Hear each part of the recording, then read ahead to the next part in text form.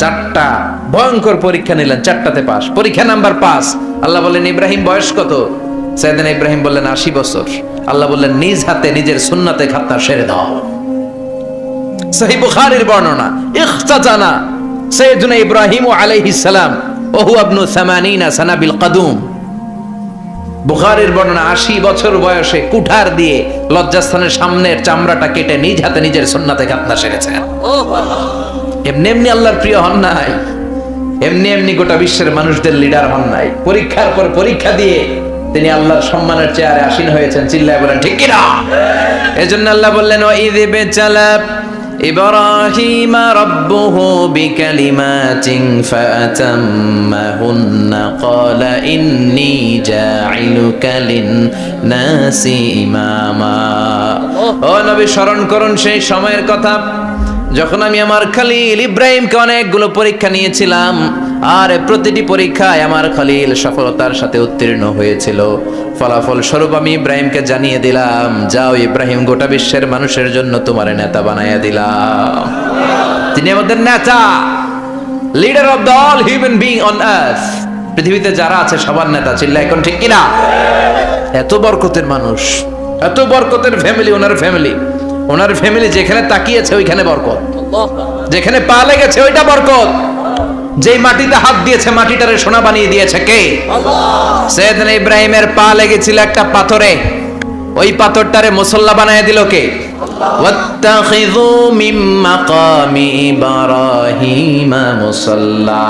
আল্লাহ বললেন ইব্রাহিমের দাঁড়ানোর জায়গার পাথরটারে তোমরা মুসল্লা বানিয়ে নাও। হজ করছেন কারা কারা দেখি? অথবা উমরা, আরো বাড়ছে উমরা করতে, মাশাআল্লাহ। যাদের হাত ওঠে নাই এরাও যেন আল্লাহ অতি শীঘ্রই হজ করতে পারে, উমরা করতে পারে। আরে কি বরকতের জায়গা, আল্লাহ বারবার নসিব করো তুমি। কি বরকতের জায়গা। প্রতিদিন 120টা রহমত নাজিল হয় এই কাবা ঘরকে কেন্দ্র করে।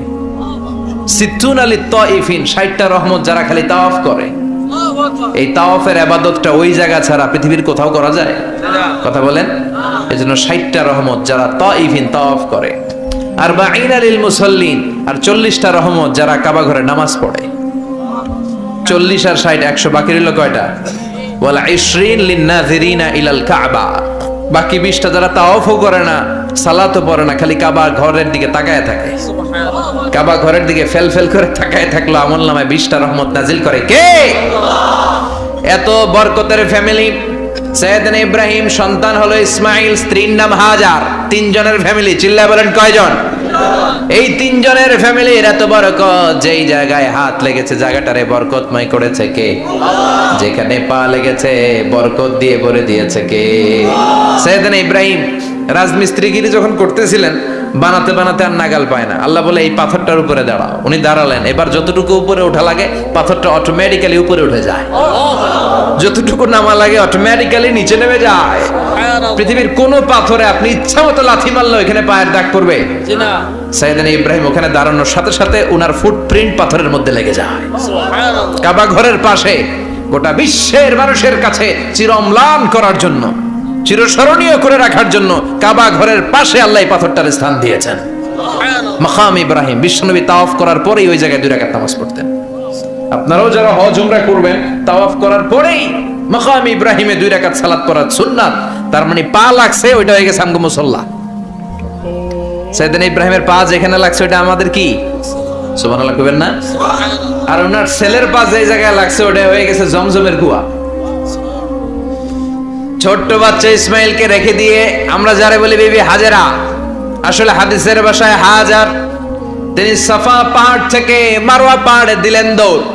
কোথায় পানি? পানি নাই। মরুভূমির বালির মধ্যে সূর্যের তাপ যখন পড়ে যায়, মরিচিকার মতো ঝলসানির একটা দৃশ্য ভেসে ওঠে, মনে হয় সাগরের পানি, আসলে পানি নাকি? তিনি সাফায় যায়, যে দেখে পানি নাই। মারওয়াতে যায়, যে দেখে পানি নাই। পানির সন্ধানে হাজার আলাইহিস সালাম 7 বার 2 পাহাড়ের মাঝখানে দৌড়াদৌড়ি করলেন। ওই পাহাড়ের মাঝখানে এই মহিলার পায়ের ছাপ লেগে গেল। এই দৌড়াদৌড়িটা আরশের উপর থেকে আল্লাহ এত সুন্দর উপভোগ করেছেন। আল্লাহর কাছে এই মহিলার দৌড়াদৌড়িটা এত ভালো লেগেছে, কিয়ামত পর্যন্ত সব হাজীদের জন্য এই জায়গায় দৌড়াদৌড়িটা আল্লাহ ওয়াজিব করে দিয়েছে। এই জায়গায় দৌড়াদৌড়ি না করলে হজ হবে না, উমরা হবে না। এই দৌড়াদৌড়িটা, মহিলাটার স্যাক্রিফাইস, হৃদয়ের আবেগ আর ভালোবাসাটা আল্লাহর কাছে এত পছন্দনীয় হয়েছে, কিয়ামত পর্যন্ত আল্লাহ চান সবাই দৌড়াবে, আমি উপর থেকে দেখব। ওয়াজিব করে দিলেন। যার পা যেই জায়গায় লাগছে খালি বরকত। হঠাৎ কল কল কল কল আওয়াজ শুনতে পেলেন, সাফা মারওয়া থেকে দৌড়ে আসলেন কাবার কাছে। এসে দেখলেন ফেলে রাখা দুধের বাচ্চা ইসমাইলের পায়ের ধাক্কায় জমিন থেকে পানি বের হতে শুরু করেছে। কলকল কলকল আওয়াজ। ওনারা আরবি ভাষা জানতেন না। সাইয়েদনা ইব্রাহিম, ইসমাইল, হাজার এরা সুরিয়ানি ভাষার মানুষ ছিলেন। সুরিয়ানি ভাষায় উনি বসে পানি যাতে মরুভূমির বালুতে লেগে শুকিয়ে না যায়, বালু দিয়ে বাদ দিতেছে। আমরা বাদ দেই না পানি আটকানোর জন্য? দেখেন নাই মনে হয়? দেখেন নাই পানি আটকানোর জন্য বাদ দেই আমরা।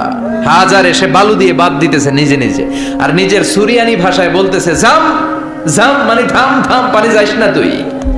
জাম মানে কেফ কেফ, স্টপ স্টপ, থাম থাম, আরে পানি চলে যাস না, থাম থাম।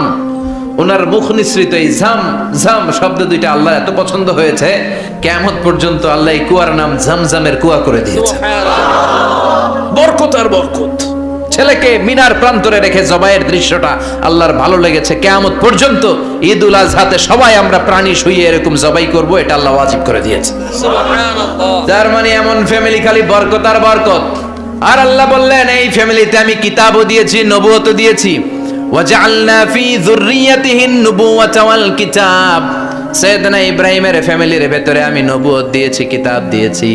এই পৃথিবীতে যত নবীর নাম আপনি বলবেন সবগুলো সাইয়েদনা ইব্রাহিমের নাতিপুতি। সুবহানাল্লাহ। লক্ষাধিক নবী পৃথিবীতে, 5-7 জন ছাড়া। কজন ছাড়া? উপরের 5-7 জন ছাড়া যত নবী আপনি নাম বলতে পারবেন, যাদের নাম জানি কিংবা জানি না, সব সাইয়েদনা ইব্রাহিমের বংশধর, ওনার নাতিপুতি। ওনার আল্লাহ 86 বছর বয়সে দিলেন সাইয়েদনা ইসমাইল আলাইহিস সালামকে। সুবহানাল্লাহ। ওনার বয়স যখন 100 তখন দিলেন সাইয়েদনা ইসহাক আলাইহিস সালামকে। তাহলে ওনার প্রথম ছেলের নাম, দ্বিতীয় ছেলে, আওয়াজ করে বলেন, প্রথমটা দ্বিতীয়টা ইসহাক। দুর্ভাগ্যজনক হলেও সত্য, ইসমাইলের চেনে কোনো নবী আল্লাহ দেন নাই, কোনো নবী নাই। সব নবী এই চেনে, এই চেনে। হাজার হাজার লক্ষাধিক নবী খালি ইসহাকের বংশে নামে, এই বংশে কোনো নবী নাই। আর এই বংশের নবীরা প্রজন্মের পর প্রজন্ম একে অপরকে বলে যায়, সব শেষে কিন্তু একজন নবী আসবে, ওইটা হবে শ্রেষ্ঠ নবী, বিশ্ব নবী। ঠিক কি না? একের পর এক নবুয়ত আল্লাহ এই চেনে দিলেন। ইসহাকের চেইনে, সাইয়েদনা ইসমাইলের চেইনে কোনো নবী নাই। এত নবী এখানে এসেছে, এরা ভেবেই নিয়েছে ওই যে শেষ নবী, যেটা শ্রেষ্ঠ নবী, এটাও এখানেই আসবে। কিন্তু আস্তে আস্তে হাজার হাজার লক্ষাধিক নবী আল্লাহ এইখানে পাঠিয়ে সাইয়েদনা ঈসা আলাইহিস সালামের পরে আল্লাহ স্টপ মেরে দিলেন। স্টপ মেরে দিয়ে 570 বছর পরে শ্রেষ্ঠ নবীটারে আল্লাহ এই চেনে পাঠিয়ে দিলেন। সুবহানাল্লাহ। এজন্য আমরা হচ্ছি বানি ইসমাইল। আমরা কি? বিশ্বনবী হচ্ছেন বানি ইসমাইল, বিশ্বনবী কি? আর এরা হচ্ছেন বানি Israil. Changing the leadership from বানি ইসরাইল টু বানি ইসমাইল। এজন্য অহংকারীদের পরিণাম শুভ হয় না। এরা নবী পেতে পেতে এই প্রজন্ম অহংকারী হয়ে উঠেছিল, আর গালি দিচ্ছিল এই চেইনটা আটকুরা চেইন, নবী আসার দিক থেকে এই চেইনে কোনো নবী নাই, সব নবী এই চেইনে আমরা পাই, আর শ্রেষ্ঠ যে নবীটা আসবে সেটাও এই চেইনে আসবে। আল্লাহ কয় না, আমি খেলা উল্টায় দিব, সব নবী এখানে পাঠালেও শেষ নবী আমি এখানে পাঠাবো না। শেষ নবী আল্লাহ তাআলা সাইয়েদনা ইসমাইলের চেইনে পাঠিয়ে দিয়েছেন। চিৎকার করে পড়েন আল্লাহু আকবার। পৃথিবীর সর্বশ্রেষ্ঠ 3টা ধর্ম, ইহুদিবাদ, খ্রিস্টবাদ আর ইসলাম, এই 3 ধর্মের উৎপত্তি হচ্ছে সাইয়েদনা ইব্রাহিম থেকে। এজন্য এই 3টা ধর্মকে একসাথে বলে অ্যাব্রাহামেটিক ফেইথ। কম্পারেটিভ রিলিজিয়ন, তুলনামূলক ধর্মতত্ত্ব নিয়ে যাদের পড়াশোনা আছে তারা জানবেন এই 3টা ধর্মই আল্লাহর দেয়া। কিন্তু ইহুদিবাদ আর খ্রিস্টবাদ আল্লাহর দেয়া শরীয়তের উপর চলতে পারে নাই, শুধু চলতে পেরেছে ইসলাম। চিল্লা এখন ঠিক কিনা? এই জন্য প্রতি নামাজে আমরা বলি গায়রিল মাগদুবি আলাইহিম ওয়ালাদ-দাল্লিন। ও আল্লাহ, যারা মাগদুব মানে ইহুদিরা, তাদের পথে আমরা হাঁটতে চাই না। আবার যারা দল্লিন পথভ্রষ্ট খ্রিস্টানদের পথেও আমরা হাঁটতে চাই না। আমরা হাঁটতে চাই ইসলামের পথে। ঠিক কিনা? আমরা যদি হাঁটতে যেয়ে পথ ভুলে যাই, পথ দেখিয়ে দেয় কে? আমি যদি কোনোদিন পথ ভুলে যাই, হাতছানি দিয়ে কাছে নিও, মমতার বন্ধনে আমায় বেঁধে সব ভুল ক্ষমা করে দিও। চিল্লায় পড়েন আমিন। আল্লাহ বললেন ওয়াজআলনা ফি যুররিয়াতিহিন নুবুওয়াতা ওয়াল কিতাব, আমি সাইয়েদনা ইব্রাহিমের বংশের মধ্যে নবুয়ত দিয়েছি, কিতাবও দিয়েছি। সাইয়েদনা ইব্রাহিম আলাইহিস সালামের উপর কিতাব আছে না নাই? কি নাম কিতাবের? সুহুফে ইব্রাহিম। কোরআনে নাই? আছে না নাই? ইন্না হাযা লাফিস সুহুফিল উলা সুহুফি ইব্রাহিম ওয়া মূসা। সুবহানাল্লাহ পড়েন। অনেক আল্লাহ কিতাব দিয়েছে, নবুয়ত দিয়েছে, সব নবীদের বাবা বানিয়েছে। ওনার উপাধি হচ্ছে আবুল আম্বিয়া। আবার ওনার নামে আল্লাহর কোরআনের ভেতরে 114 সূরার একটা সূরা আছে না নাই? আছে। সূরাটার নাম সবাই কোন? আলিফ লাম রা। কিতাবুন আনজালনাহু ইলাইকা লিতুখরিজান নাসা মিনাজ যুলুমাতি ইলান নূর। সুবহানাল্লাহ পড়েন। সুবহানাল্লাহ। সূরা ইব্রাহিম। আলিফ লাম রা। কিতাবুন আনজালনাহু ইলাইকা। ওই নবীর নামে কোরআনের ভিতরে সূরা দিয়েছে কে? আল্লাহ। আবার আল্লাহ বললেন গোলাম জেনে রাখো উনি তোমাদেরকে মুসলমান নামকরণ করেছেন, তাই ইসলামে যারা অন্তর্ভুক্ত হবে সব মুসলমানদের পিতা আমি আল্লাহ তারা নির্বাচিত করেছি। মিল্লাত আবিকুম ইব্রাহিম হুয়া সাম্মাকুমুল মুসলিমিন। আওয়াজ করে বলেন মুসলিম জাতির পিতার নাম কি? আমাদের জাতির পিতা কেডা? সবাই কোন? মনে থাকবে না ভুল করবেন? ভুল করবেন? জাতির পিতা কে? চিল্লায় বলেন জাতির পিতা কে? মিল্লাত আবিকুম ইব্রাহিম ওয়া সাম্মাকুমুল মুসলিমিন, যিনি তোমাদেরকে মুসলমান বলে অভিহিত করেছেন। আবার আল্লাহ বললেন ইব্রাহিম সবাইরে তুমি মুসলমান নাম রাখলে তুমি মুসলমান হও। আসলিম ক্বালা আসলামতু লিরাব্বিল আলামিন, বলতে দেরি কালিমা পড়ে মুসলমান হতে দেরি নাই। চিল্লায় পড়েন আল্লাহু আকবার। আবার আল্লাহ বলে আমার নবী ইব্রাহিম এমন নবী, এই নবীর মতো বিনয়ী নবী নাই। ইন্না ইব্রাহিম লাহালিমুন আওয়াহুম মুনীব।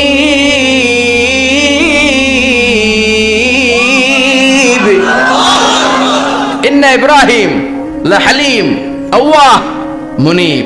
এই নবী সহনশীল নবী। সুবহানাল্লাহ পড়ে। সহনশীলতার কোনো অভাব নাই, যেটার অভাব আমাদের মধ্যে সবচেয়ে বেশি। কথা কয় আমাদের বাংলাদেশীদের মধ্যে সহনশীলতার অভাব আছে না নাই? আছে। নিজে যেই দল করি এটাই ভালো, বাকি সব কালা। আছে না নাই? আছে। আমি তাবলীগ করি তো আমি ভালো, বাকি সব বাতিল। আমি জামাত ইসলাম করি তো আমি হক, বাকি সব বাতিল। আমি আহলে হাদিস তো আমি সেরা, আমার মতো সেরা কেউ নাই। এরকম অসহনশীল মানসিকতা আছে না নাই? আছে। নিজে যেটা বুঝি এটাই ভালো, বাকিরা কেউ ভালো না, বাকি কেউ ভালো না। আহা কি ভয়ঙ্কর অবস্থা। কিন্তু সাইয়েদনা ইব্রাহিমের অভ্যাস সেটা ছিল না, উনি সহনশীল ছিলেন। আমাদের বাংলাদেশে দেখেন কত ইসলামিক দল, কত পীরের মুরিদ, কত পীর। এই দেশে যত পীর অনেক দেশে জনগণ এত নাই। কথা কন, এত পীর এই দেশে অনেক দেশের জনসংখ্যাও এত না।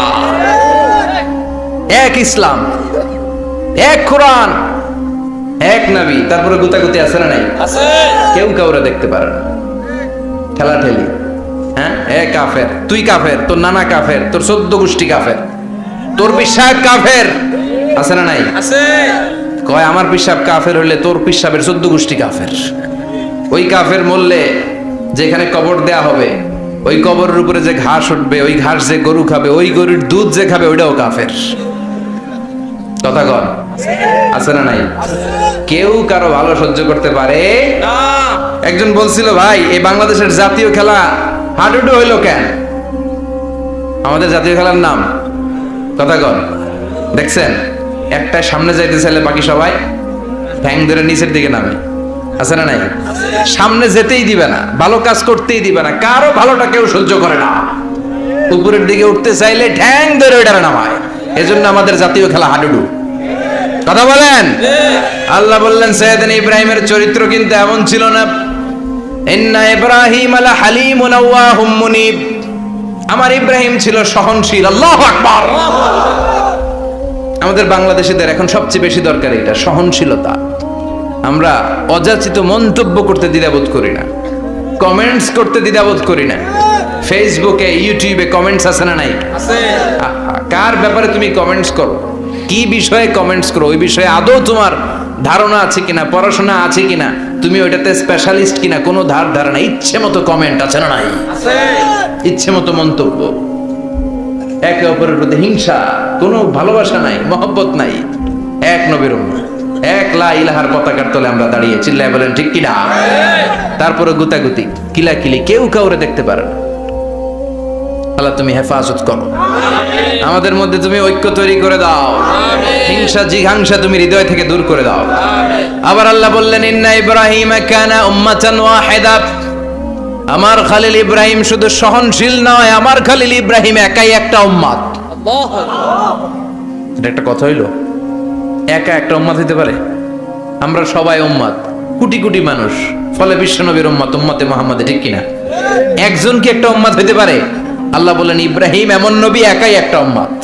সুবহানাল্লাহ পড়ায়, ইন্না ইব্রাহিম কানা উম্মা ওয়াহিদার, কারণ উনি যখন জমিনে ছিলেন একটা লোক আল্লাহর নাম নেয়ার মতো ছিল না, সব ছিল মুশরিক, উনি ছাড়া সব মুশরিক। উনি ছিলেন মুওয়াহহিদ, তাওহীদের পক্ষে।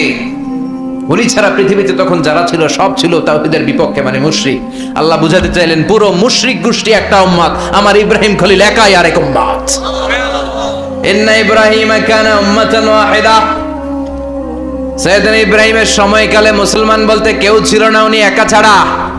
তার মানে গোটা বিশ্বের সব মুশরিক মিলে একা একটা উম্মত, সাইয়েদনা ইব্রাহিম নিজে নিজে একটা উম্মত। কি পরীক্ষা করে, কিভাবে আল্লাহ ওনারে উত্তীর্ণ করেছেন, এজন্য খুশি হয়ে আল্লাহ ওনারে খালিল উপাধি দিয়েছেন। কথা কন, ওনার কিছু উপাধি আছে, একটা হচ্ছে সিদ্দিক। কি উপাধি? আমাদের অনেকের নাম আছে না?